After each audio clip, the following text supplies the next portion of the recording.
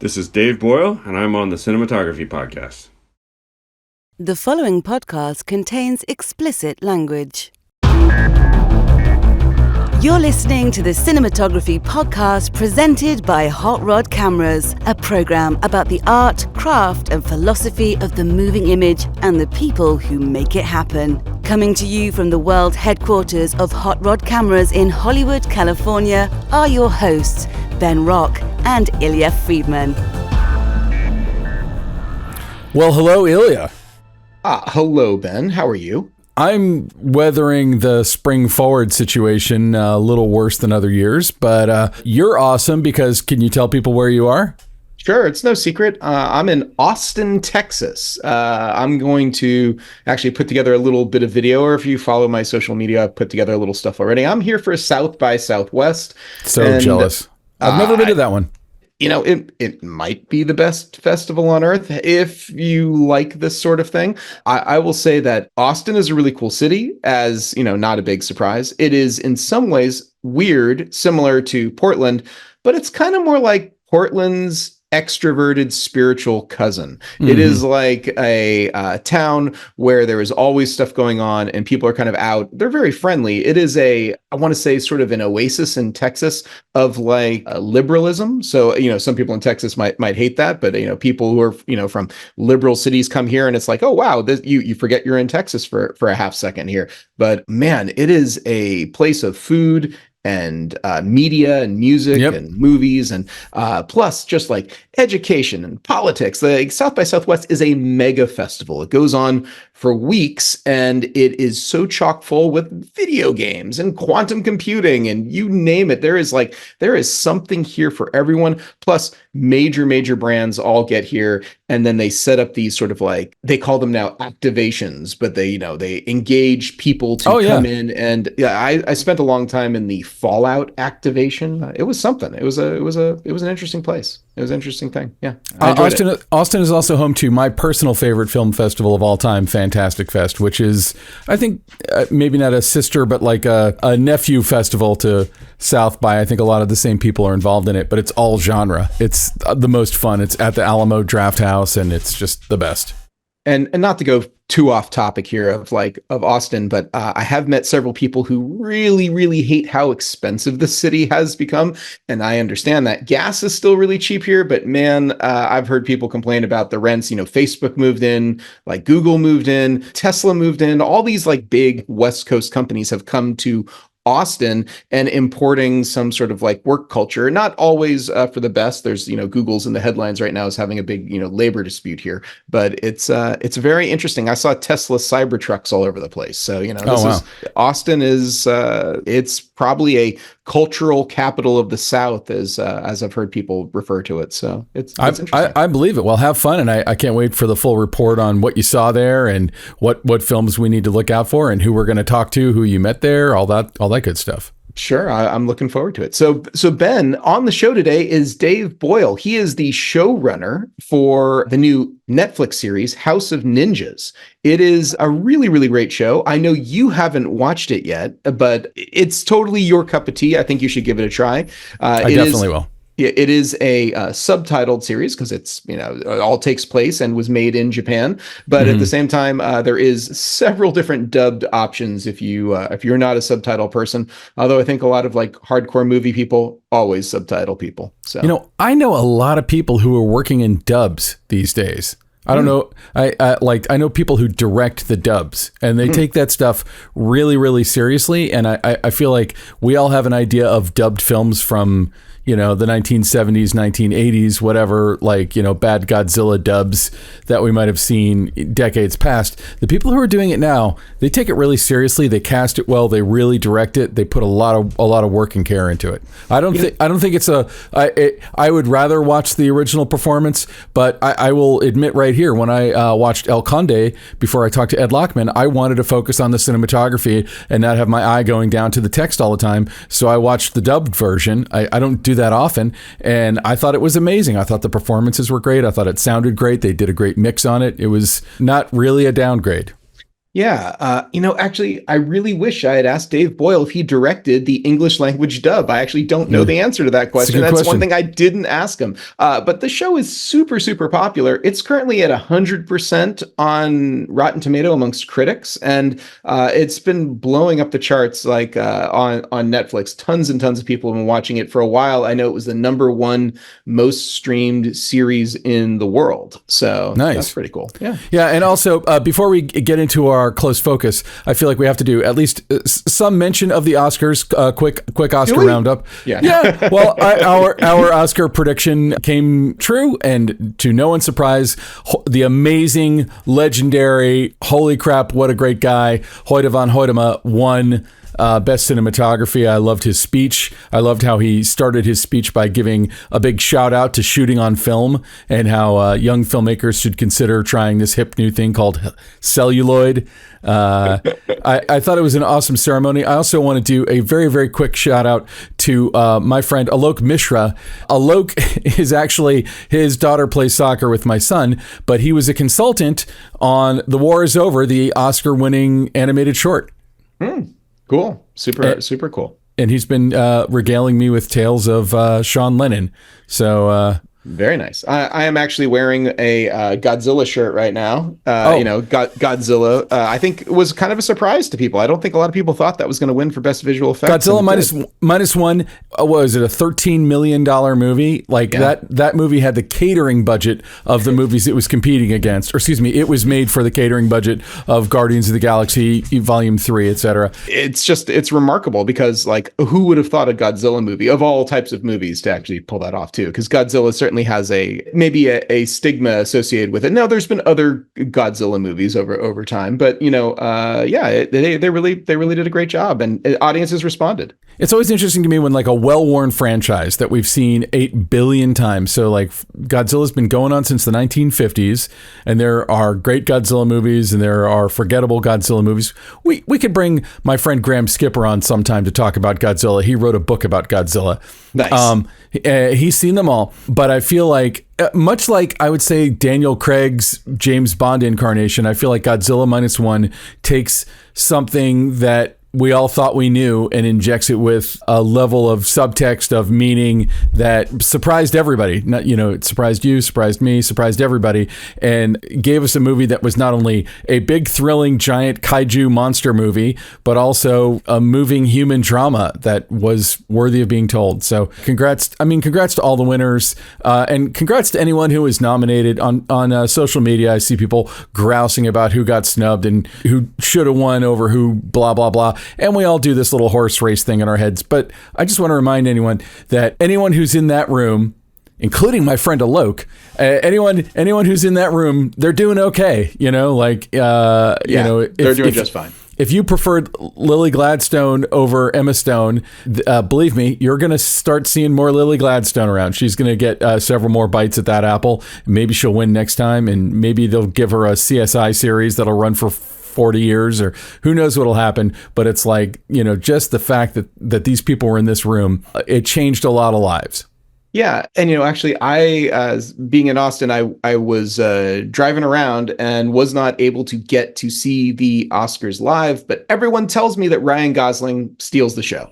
Much like he did the Barbie movie. Like, I'm not denigrating anyone else in the Barbie movie. I thoroughly enjoyed the Barbie movie, but no one in Barbie seemed to be having nearly as much fun as Ryan Gosling. He certainly did, and holy crap, is his performance great. It's really, really great. And now, Close Focus. Okay, so Ben, we should probably get to our close focus. Something kind of happened in the technological side of the industry this past week. Do you want to give our audience the Cliff Notes? Well, I will say that this completely blindsided me. I didn't see this coming. I don't know that maybe you did because you're more into the technology side of things, but Nikon acquired red camera. Like that's like a 7-layer burrito of what the fuck for me, because like Nikon of all the camera companies seemed the least competitive in the digital cinema space. They seemed completely uninterested in it. And when you had people like Panasonic and Sony and Canon all kind of vying for that, I mean, it would be like if Sigma had bought red. You'd be like, what? Polaroid bought red. You're like, huh?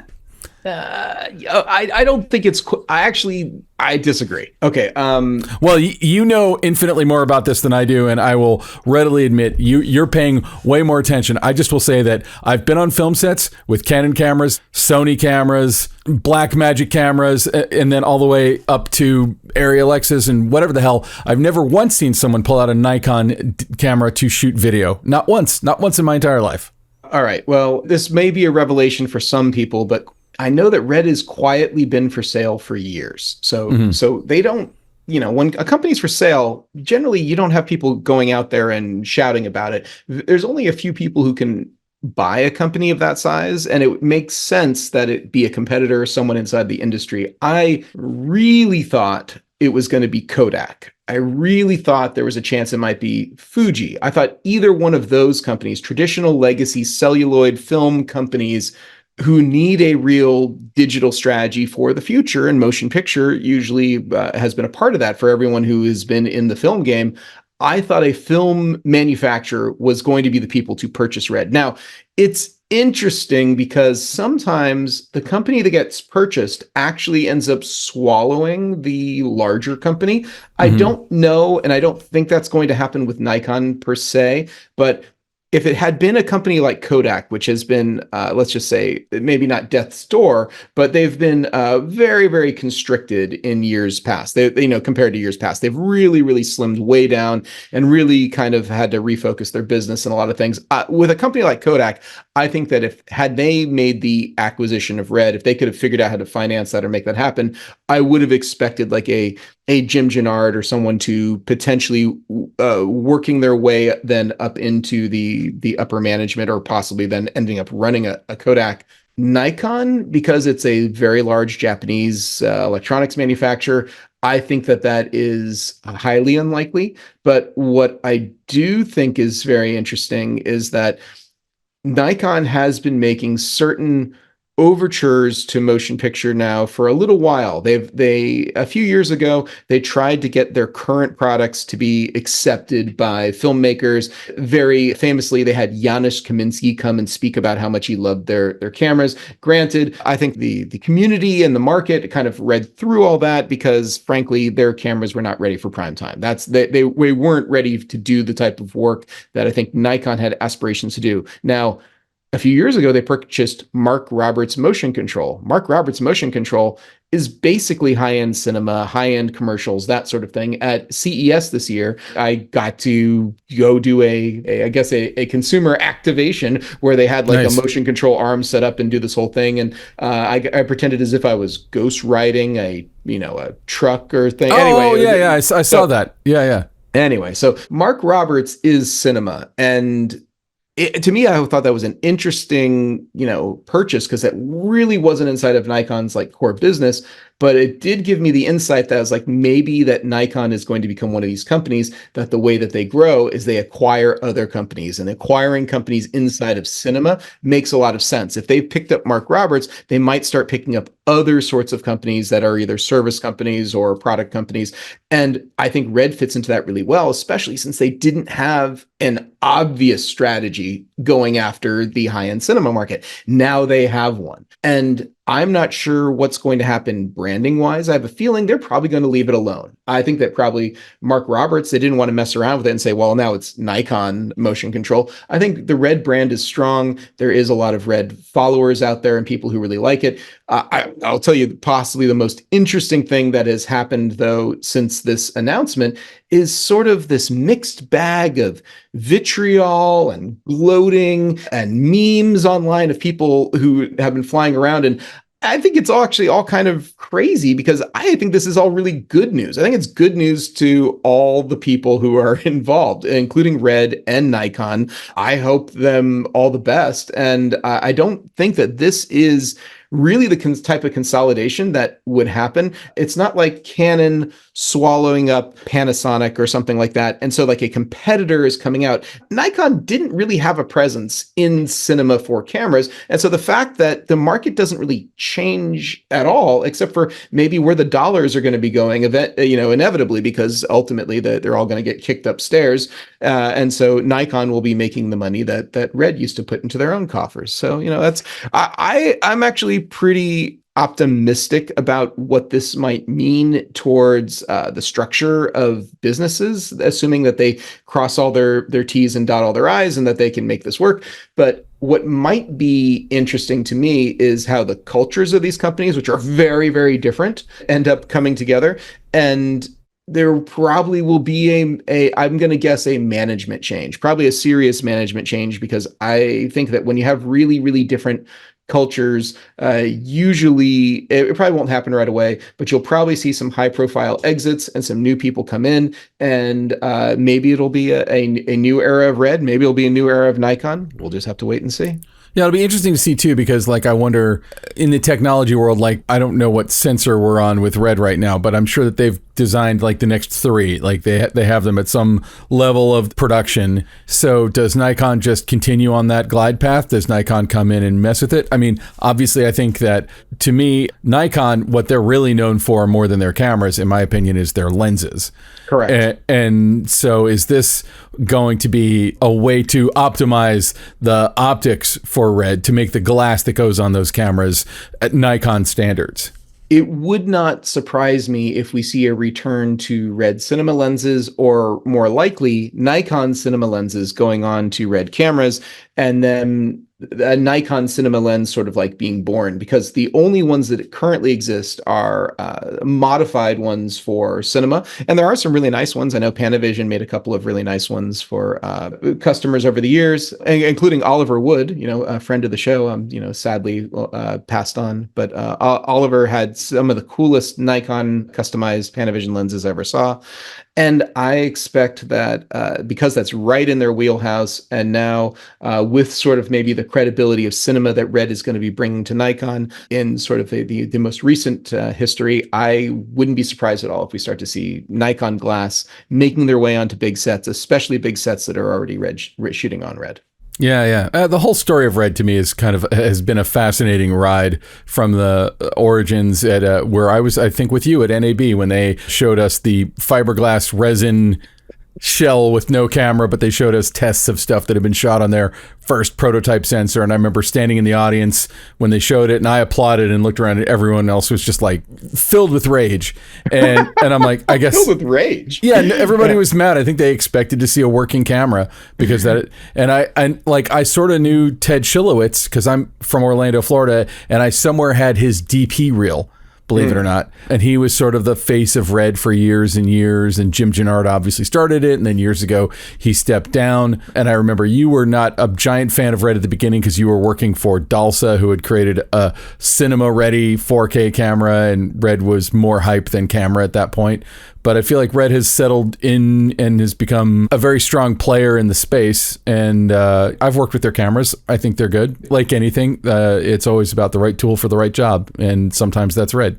One thing's for sure, the market's not boring. If you pay attention, there's a lot of stuff going on. So anyway, I think, though, that we've spent plenty of time on this. Why don't we get to the interview with showrunner and House of Ninjas creator, Dave Boyle. Here we go. The Cinematography Podcast interview. I'm joined now by Dave Boyle, the showrunner of the hit Netflix series House of Ninjas. Welcome to the Cinematography Podcast, Dave. Thanks for having me. Yeah. So Thank you. I have so much I want to talk about the show itself. But I feel like you are also part of the story of how this all comes together as the show creator and everything else. And you've got an interesting story. And I want to hear a little bit about you and your journey to this before we dive right into the show. And I think we've got enough time. So you've been in this business a long time. You've done a lot of stuff. Can you talk a little bit about the film industry in Japan versus, Netflix in the US? Can you start maybe there, like a little compare and contrast, and how you slot into this whole thing? Sure. I mean, I can't claim a whole lot of firsthand knowledge up to this point about the film industry in Japan. This was my first time actually doing a show in Japan, even though I'd worked on kind of Japanese language films and did some kind of co-productions with Japanese companies before. But, it definitely is structurally just a different industry in a lot of ways from Hollywood and from the way it works. Just everything from how projects are put together, how the development cycle works, the relationships between all the kind of major studios over there, and for example, theater chains and publishing groups and all those things that kind of structurally inform what gets made, how it gets made. All that stuff is a little bit of a learning curve, and I feel like I'm still in the middle of it, to be perfectly honest. I'm still kind of getting my bearings in a lot of ways. Netflix, in the same way that it has been a disruptor in Hollywood, has been a big disruptor in Japan as well, because it's challenged the status quo of how things are made and how they're watched and how they're viewed. I don't pretend to have any great insight as to how those decisions are made or anything. It's just sort of as an observer, as one of the people kind of is semi-involved in that, you sort of get the feeling of like, oh, this is definitely different from the status quo. I have a hard time imagining that a Japanese broadcaster would hire me to work on a show like this at a budget and scale like this. But for a company like Netflix, it's sort of it kind of makes sense in a way to just try things out, try something different. Yeah, I got introduced to a little bit of the technical side of the industry in Japan back in 2007 when I was working for a company that was creating the camera and the format known as 4K way back then. And I was kind of blown away at really just how different everything was. And I was curious really from what your perspective was of coming into that and having to navigate. And it clearly you did it successfully because, House of Ninjas, and congratulations on this. I sometimes check the Rotten Tomato meter before I sit down to interview someone, and you're currently at 100%, which is like incredible and insane. It got this popularity. There's not too many shows that I feel can match the tone or does tone so well as to have this sort of really, really broad appeal. And House of Ninjas has it. And I'm thinking of shows like Barry, or maybe going back a few years to like a show like Burn Notice, where it's like it's set in a world, but there is a combination of drama and playfulness, seriousness, as well as comedy, but not overt comedy, not dark comedy in the way of like a Succession or a Better Call Saul.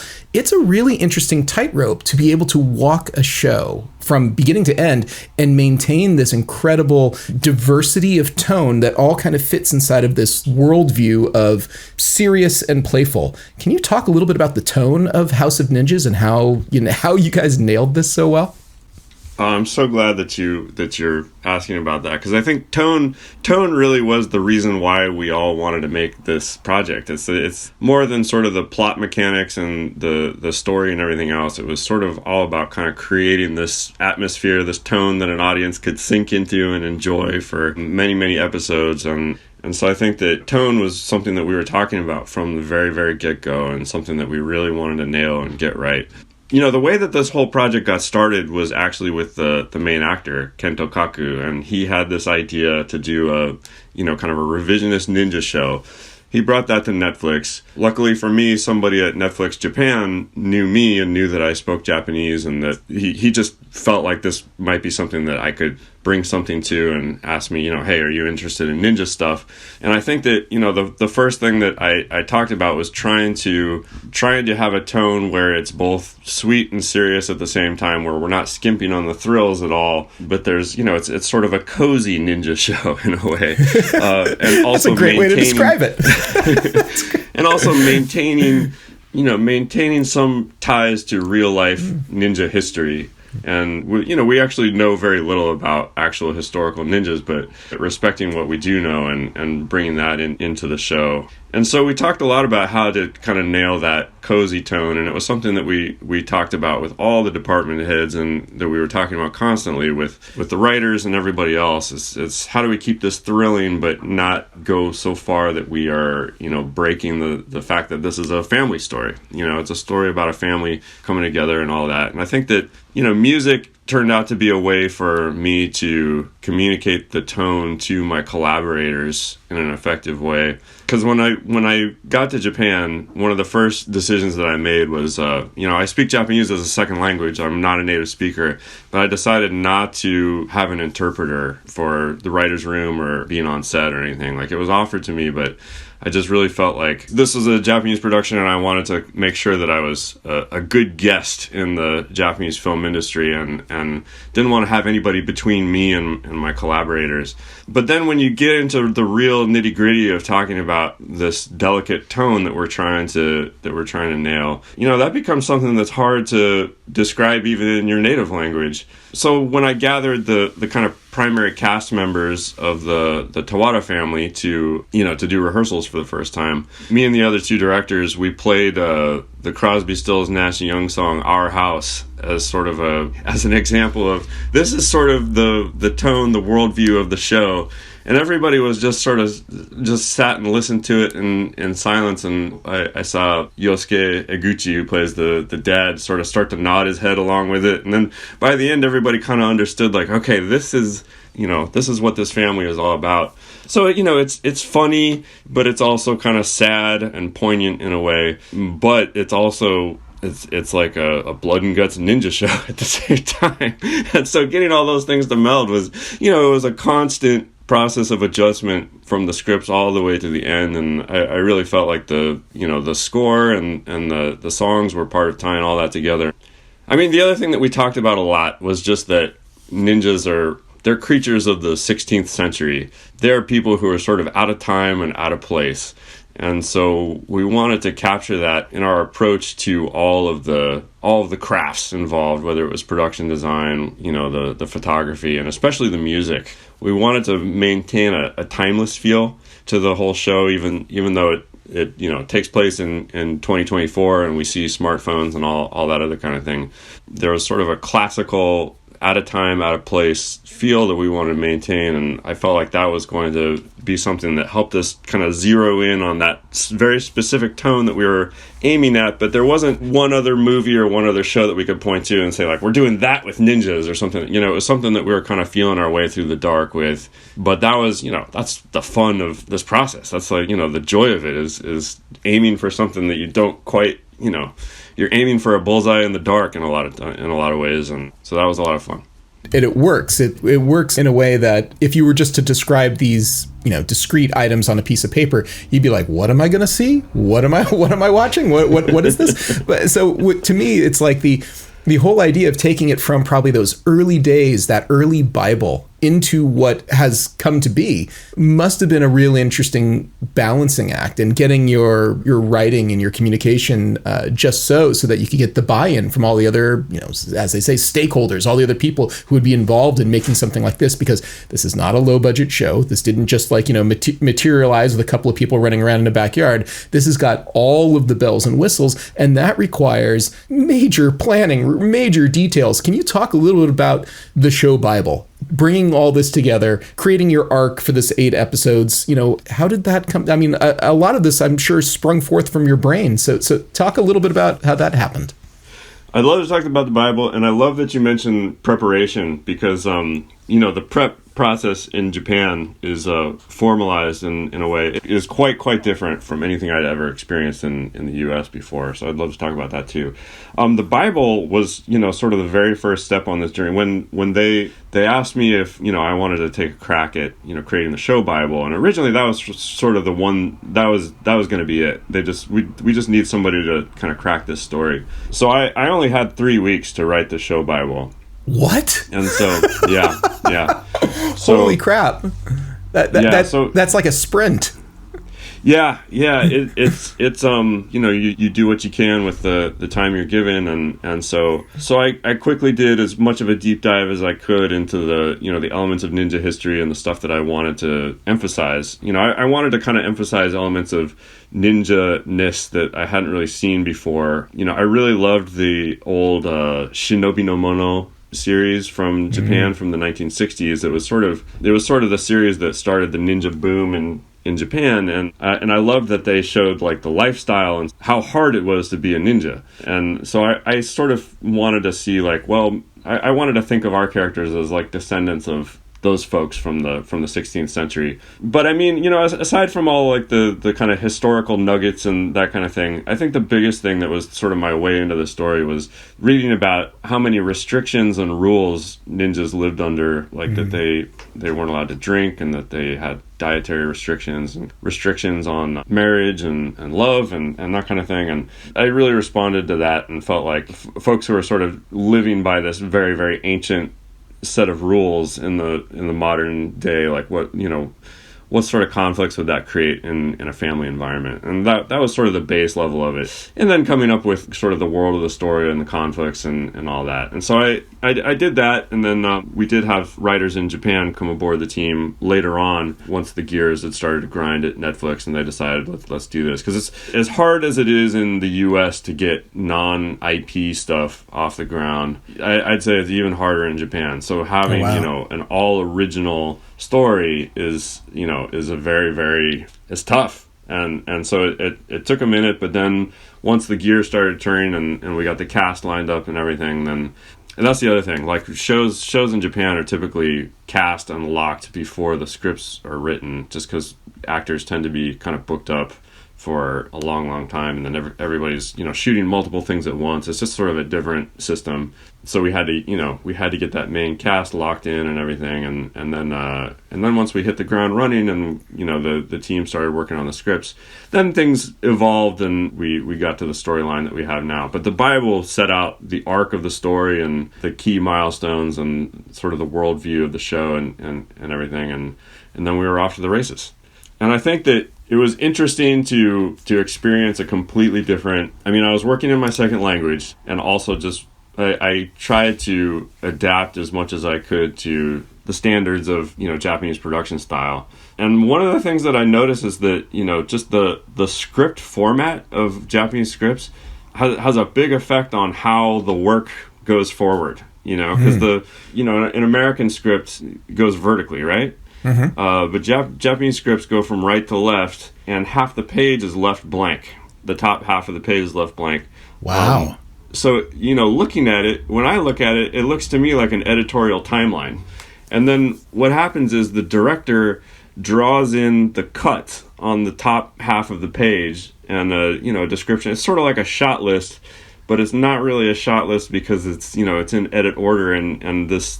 And, you can look at it like a timeline, Oh, wow. in a lot of ways.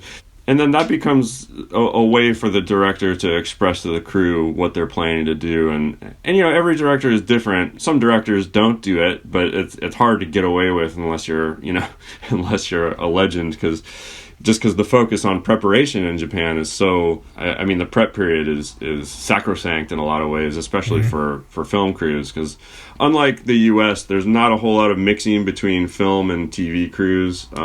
That's starting to change a little bit, but for the most part, they're kind of kept separate, and a lot of TV shows are still not shot at 24 frames per second, and it's a very interesting aesthetic for Japanese television, but that's what people want, and there seems to be a cultural difference between that sort of temporal cadence. And we won't go too far down this rabbit hole, but I remember working on the technology side for many years here, that the goal from some major Japanese camera manufacturers was, how many frames per second can we possibly get to make the smoothest motion, the most soap opera style temporal effect that we possibly can? And that was what was expected for television. Television was an electronic medium. That was the aesthetic. It wasn't the same for cinema. Cinema was was a photochemical medium, and there was limitations of that. But I know that it's shifting. It's changing a bit now. Really, it seems like it's taken a very long time, but. Just out of curiosity, was there any push to try to make it look like a typical Japanese nighttime television drama series comedy? No. Yeah, okay. No, there was always so it was all movie crew top to bottom. Okay, that was hired on it, and so and so it was also a movie schedule in a lot of ways. We still had to crank through a lot of pages and a lot of action in a day, but it wasn't anything close to what you deal with on, say, like a typical TBS or NHK sort of drama or something like that, where you really have you're just cranking through stuff. So I kind of figured. Yeah, but it's interesting. I mean, so Yoshiaki Murao, who is one of the the original ideators with Kento and directed episodes 4 and 5, he's a staff director at TBS Sparkle, one of the biggest sort of broadcast production companies, and so he's very, very familiar with that, and so he is part of sort of a push to get a more sort of filmic feel in Japanese broadcast television and everything. And it's interesting hearing from him how many meetings there are just to get permission to shoot in 30p instead of 60i or like that, wow, that kind of thing. And so it's just very, very, very interesting and different. I gotta ask you about the title sequence. Like, I will tell you, I'm one of those people. Usually, when Netflix or a streaming service gives you the option to skip a title sequence, I'm like, I've watched it once, and boom, I'm moved on.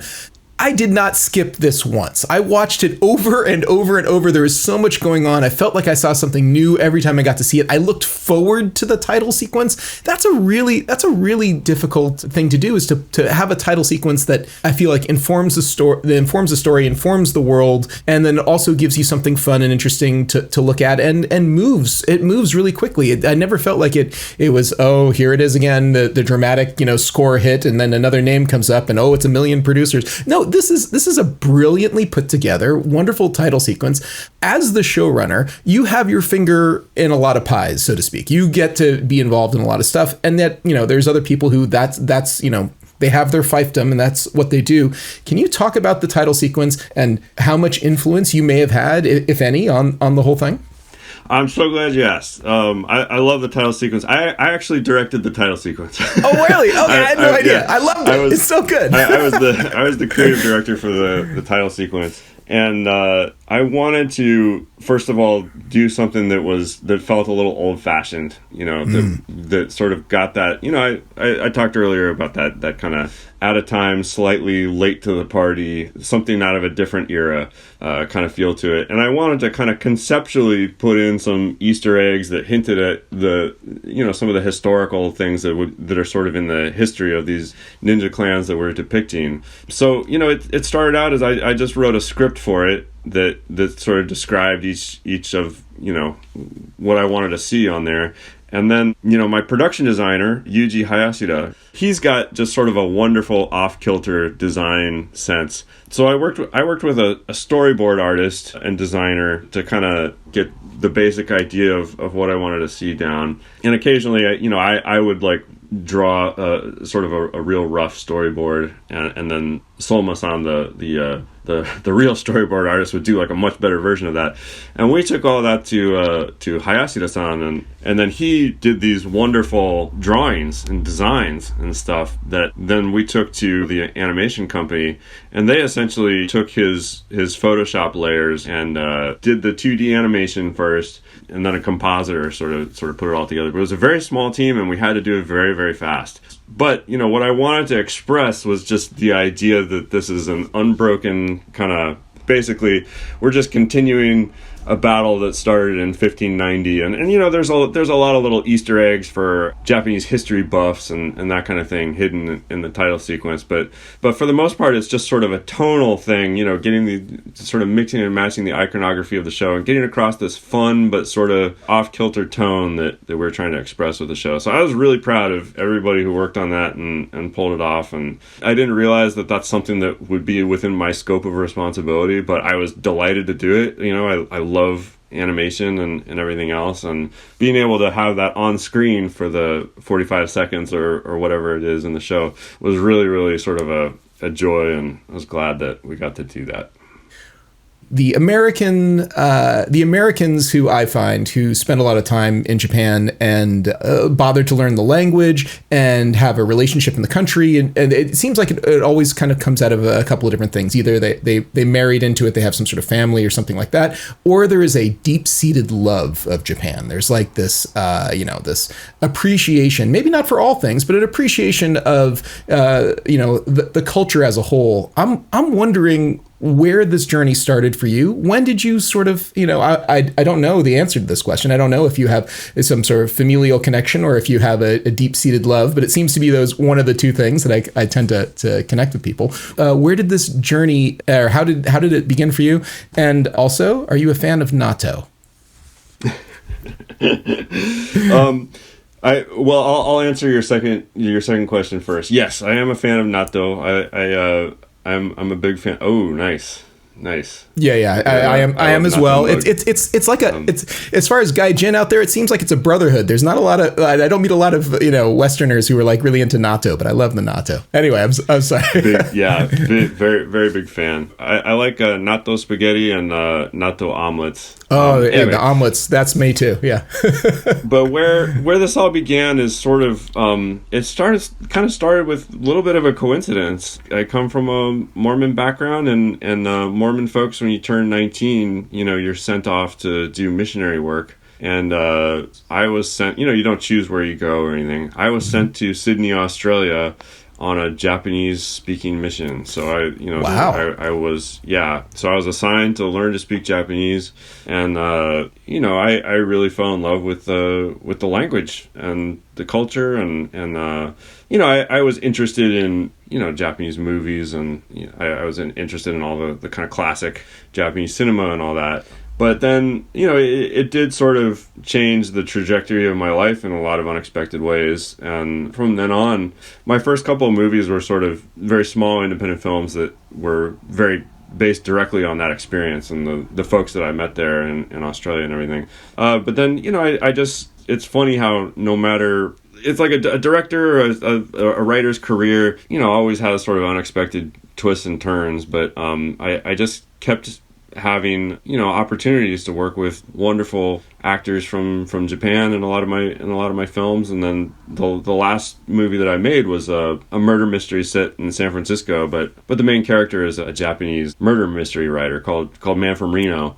And that was the thing that sort of led directly to this opportunity to make House of Ninjas. So it started off with this coincidence, and then became something that was a passion, something that was, I feel, it's a constant source of interest, and I really like working there. There's a lot about it that I really, really love. So it all started with a coincidence. I'll just leave it at that.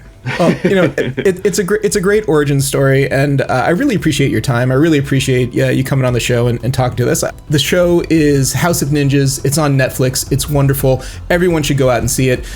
You should definitely try watching the first episode. Even just the trailer that they use to promote it on Netflix is brilliant. I think it's a wonderful moment in the show. Thanks so much for being here. Thanks for having me. It's been a pleasure. All right, so that was Dave Boyle. Dave, thank you so much for being on the show. What a great interview. I really enjoyed chatting. I hope you can come back on in the future. It'd be great. I can't wait to see the show now. Yeah, I really think it's your cup of tea. It's the type of thing you'd be into. So, Ben, guess what time it is? Well, it's an hour different where you are than where I am, but I'm guessing in both places it is time to pay some bills. Let's pay some bills. Hey, we got to thank the fine people over at Arri, makers of incredible cameras and lenses. I mean, when you think about cinema cameras, I mean, they don't make anything else. They're not a company that has like low-end products. They're not a company that has entry-level consumer DSLR type of mirrorless cameras. Arri does one thing. They do high-end cinema, and they do it really, really well. And by evidence, the Academy Awards from 48 hours ago, 3 of the 5 best cinematography nominees all shot on Arri cameras. And then 6 of the 10 best picture nominations were all shot with Arri cameras. So look, it is a ridiculous embarrassment of riches with Arri when it comes to cinema. And boy, do they knock it out of the park. There is a great article on the Arri website. And if you click on the homepage for Arri.com, it's the first thing up there. Just look for all the golden Oscar statues. It'll take you right to that article explaining, all the people who have this past year working in the industry who were using Arri equipment to make fantastic movies. Well, what more can you say? And now, short ends. So Ben, it is our short end time of the show. what is your obsession this week? Well, once again, I have to give credit to the algorithm at YouTube for figuring out what I would want to watch. Some people, it's about radicalizing them politically. For me, it's about delivering interesting filmmakers who are doing wacky stuff. And there's a channel called Slice of Life. And Slice of Life was the channel that these two guys set up for a short film they made that was like a Blade Runner. I don't know if I would call it a fan film. It's like a movie set in the Blade Runner universe. Anyway, it's two Croatian guys, Luka, I'm going to butcher their names, I apologize, Luka Hrgovic and Dino Julius. And they co-direct, and they do a ton of work with miniatures and compositing. And so it started showing me, YouTube started serving me up their videos, which I immediately subscribed to their channel. What I think they're doing is they're making like cool short films. I'm not saying that they're not creating content, but I don't feel like they are content creators first. I believe that they are filmmakers who are saying, hey, maybe we can get a following by doing a lot of in-depth, step-by-step vlogging about how we make our films. And their more current film is called Splashback, and it's a 1970s, 1960s period piece that takes place in great part at NASA. And these guys are using mostly gear that average people could get their hands on if they wanted to. Like, they're doing rear screen projection shots, and for the rear screen, they're using a consumer grade HD projector. And getting pretty good results. And they show how they do like every step of it. Like even with the miniatures, they show how they built the vehicle assembly building, and the guy basically narrates how he did it. He's using a 3D printer. He's using a laser cutter. He's using some gear that's a little bit more on the pricey side. He builds the vehicle assembly building. He builds a rocket. He builds all these things, and then he shows how they shoot green screen of people and then comp them into shots. All the passes they do on miniatures. So they'll do like a beauty pass and a smoke pass and a lighting just the roof pass and all that stuff. And then in After Effects, they comp it all together, and they kind of show step by step. And I feel like if I was a film student or even just someone very interested in doing my own indie stuff today, I think that they're a really cool resource to look at how they went about doing it. They show like in their miniatures, they use a lot of forced perspective. And, like even with the vehicle assembly building, they showed how they had, and they tell you the actual dimensions of it, but like the cars in the foreground were whatever percent the size of a real car, and then the middle ground, and then the background. And it's pretty informative stuff. And also these guys are very relatable and funny. So it's not dry and boring. They're kind of sarcastic about what they do, although they take their work seriously. And I mean, they really show you, there's one shot of, it's like this massive, like Raiders of the Lost Ark looking warehouse, and these doors parting open and their actor walking in. And it's like they took a still frame of the actor and cut it out in cardboard and put it there for a shadow reference. But then they also had the green screen shot, and they showed how they made the shadows look more authentic in the miniature, because the warehouse was a miniature, and even like the chain hanging from the roof and the hook. And they show how they paint all the miniatures and all the little teeny tiny details that these guys are going into. And I was just super charmed by them and what they're doing and how much they're making with how little. Like, you look at the shots and you're like, wow, it's impressive looking stuff. And check them out. Slice of Life is their channel on YouTube, and that was also the name of their Blade Runner film, although their new film, like I said, is called Splashback. That sounds super cool. I'll totally check that out. Blade Runner type of stuff is my jam, so that's great. Well, and Splashback is like kind of a campy period piece. Like, it's a little, like, I feel like they're doing stuff that miniatures make sense in. But yeah, the Blade Runner Slice of Life thing, like, they recreate sort of the cityscape of Blade Runner, and in my opinion, they really nail the look of it. Yeah, that sounds super cool. All right, so I can't imagine what your short end must be, because you've been like a week ago. I saw you in LA, and since then you've been to South by. You're doing you're moving, you're shaking. You have to wow me now. Bar is high. Whoa, I don't know if I have something like that wowy for you. Wow, boom, sorry. Take it away. Take it away. So, bomb dropping. Boom, go Willia. Okay, no.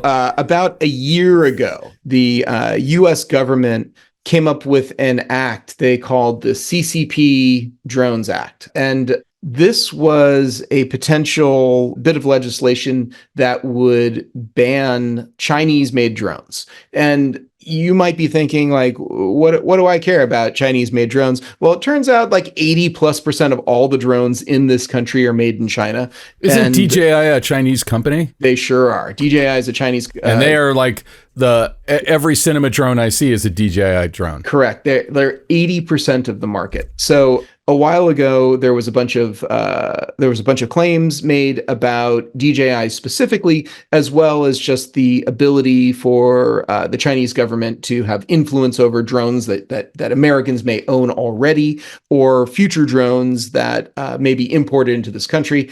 Well, DJI in the last week has decided to put a line-by-line counterpoint statement out saying that the assertions are false and that this is their truth. What will happen? I'm not sure, but I've heard that the drone business, which is 80% DJI, is a $116 billion business. It's a massive, massive amount of money. I got to say, that would be a major sea change for DJI, and it would be a major sea change for people in the US. What's going to happen? Nobody knows, but DJI is not just going to essentially allow this to play out in Congress or allow this to play out via lobbyists. They're taking it to the people and they're putting their message out there. Now, I sell DJI products. They make products. I was about to ask, would that ding your business pretty hard? I'm going to say no if that happened, because the number one product that we sell is not drones from DJI. We sell their Ronin gimbals way more. So unless those were affected too, then I don't think it would have too much effect on us. Yes, we do sell the occasional Inspire 3 or Mavic 3 or Mini 3. They seem to have a bunch of 3s right now. Actually, I think they're on 4 now for something. But regardless, we do sell those occasionally. And sure, it's nice to still have that source of income. But if the US government decided that we couldn't do it anymore, clearly we'd start to look for another drone manufacturer. Here's the thing. There are not that many other drone manufacturers out there. I was going to ask, who's the number one US-based drone manufacturer?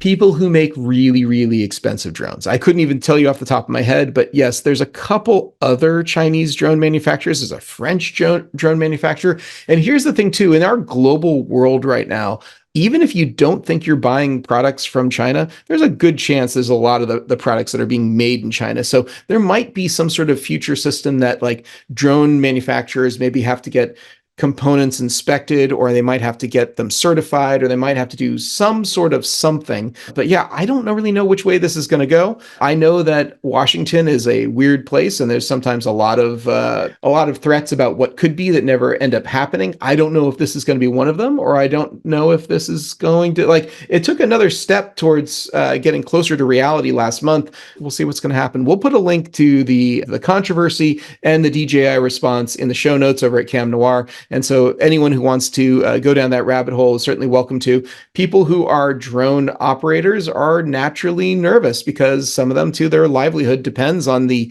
maybe as much as like $20,000 they've invested in DJI drone now potentially being grounded, not being able to use that for their livelihood. It's interesting. That's kind of bullshit. That's isn't that kind of an ex post facto law? Can you say that the drones that are currently working can't work anymore? Well, I think what they're going to try and do is they would probably come up with some sort of crippling firmware or something that says it can't interact with American telecommunication systems. And even then, I'm not sure exactly what would happen. But I will tell you, my local community college, I saw them very proudly stating that, hey, we've got to, learn aerial cinematography, learn to fly a drone. It's a 3-unit course. You can sign up and take it. And I assure you. Signed up? I would love to take that class. That I know. I was actually really thinking about it. But it's I've been thinking combine a drone with the Apple Vision Pro, and you're really onto something here. I've never done the Apple Vision Pro, and I still remain skeptical. So I'm not going to. I actually watched a YouTube video about someone who hooked an Apple Vision Pro to their drone, and it becomes a more intuitive thing because it's like you're flying. What about when you're driving? There are people who are using them when they're driving. Okay, so I have a pitch though. Kodak should put quadcopters on their $5,000 Super 8 camera. No one has ever done Super 8 drone footage. That would be a first. No, that's not true. There is Super 8 drone footage. Absolutely. There is? Yeah, but yeah, it goes back a ways. But yeah, people have been putting film cameras on drones for quite a while now. But Super 8? Pretty sure. Yeah. I can't remember it off the top of my head. I know 16. I know 35. But I know 16 and 35. But like, have it's we a ever lot had easier to lift a Super 8. Have we ever had a self-flying Super 8 camera for $5,000 or for any amount of money? I got you one slightly better. I knew someone who engineered a giant styrofoam glider and threw it off a mountaintop and had their Super 8 camera attached to it. And that was back in like 1992 or 93. And it was an awesome video. It lasted like 3.5 minutes of this like glide time. But yeah, that's not a new thing. Actually, total digression, but it reminds me, there was this filmmaker named Ralph Gibbs who had a couple of shorts that were noteworthy at Sundance and then kind of vanished off the face of the earth. But he made a movie called G that was literally just, he figured out a way to put, I want to say it was a 16 millimeter camera into some kind of device and threw it out of an airplane, and you just watched the whole falling down. I saw that. Yeah, I saw that. Yeah, played Sundance. I don't know that it would get as much recognition these days. If I recall correctly, I don't know if I saw that one, but I saw someone else threw a camera out of a plane, and it was a lot of like tumbling, and then it kind of got right for a bit. No, he engineered it, and he actually made a documentary that was interesting about how they figured out how to engineer the thing to put the camera in to drop it out of the airplane and make it fall. Like it was a pretty steady shot, but it was well, yeah, maybe I didn't see that one because the one I saw was today. Somebody would be like, "Oh, so you flew your drone up really high, and then you just went as fast down to the ground as you possibly could, possibly destroying your drone." And then you sped up it in post too, so it looked really fast. Yeah. All right. Well, Ben, that just about does it for this show. Where can people find you if they want to track you down? Track me down at benrock.com. I just paid for another year of that domain. Woohoo! You can see my current reel, social media stuff. You can find me on Twitter, Facebook, Instagram. Not TikTok yet. I feel like the day's coming. I'm going to probably end up on TikTok one day. How about yourself, Ilya? Where can people find you? You can find me at Hot Red Cameras, hotredcameras.com. Also over at LinkedIn. I keep getting people reaching out to me on LinkedIn. So yeah, I'm there too. Yeah. All right. Cool. Yeah. You can hit me on LinkedIn Messenger, which is probably the worst messaging system ever. Maybe I think that's what you...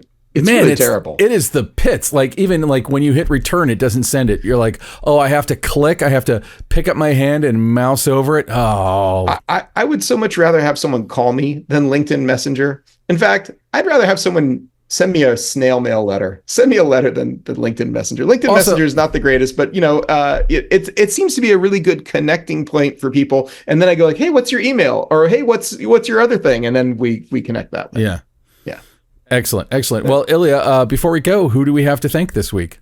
Oh, hey, let's thank Ben Katz. Ben Katz, who edits these shows together. Make sure we don't get too long-winded and run our mouths at whatever it is. Keeps it moving so people are interesting. That's Ben's job. Ben does a great job at it. Let's thank Kay Zalatrachi. He composed the music for this episode. He's composed new music for future episodes. He is composing and composing. That guy is a composer. When he's not doing all the other things that he does, you can go to musicbykays.com to reach out to him. He also filled in for me and hosted the show. So that was great. Thank you, Kays, for that. Didn't he do a great job? I thought he did a great job. He did. He really did splendid at that. Maybe he'll have to do it again now. So he didn't realize what he was committing to. He did it once. Now he's got to keep coming back. Just when I thought I was out. We're pulling him back in. Hey, and we also, of course, have to thank Alana Cody. Alana Cody, who is making all these things happen, including over here at South by, so that we get new and interesting voices and opinions and people on the podcast talking about cinematography, talking about the art, craft, and philosophy and business of production. Yeah. And holy crap, there's going to be a lot to talk about this year. I'm not going to spoil it now, but there's a lot of business discussions happening. So we're gonna be getting into stuff in the coming weeks. Alana is the best. We do not deserve her. She's awesome. I deserve her a little bit. Just anyway. Okay, so Ben, you want to take us out? Thanks for tuning in. Is that what we're still doing? I got a new one. I'll propose to you. I'll go for it. I feel like we could say something like "Until next time." There you go. Why don't you take us out then? You got that one. Until next time. I don't know exactly how to do it. I'll keep working on it. It's a work in progress, but it's a work in progress. I feel like there's something there. This is the end of the show. Bye. Okay. All right, I'm gonna awkwardly hit stop now.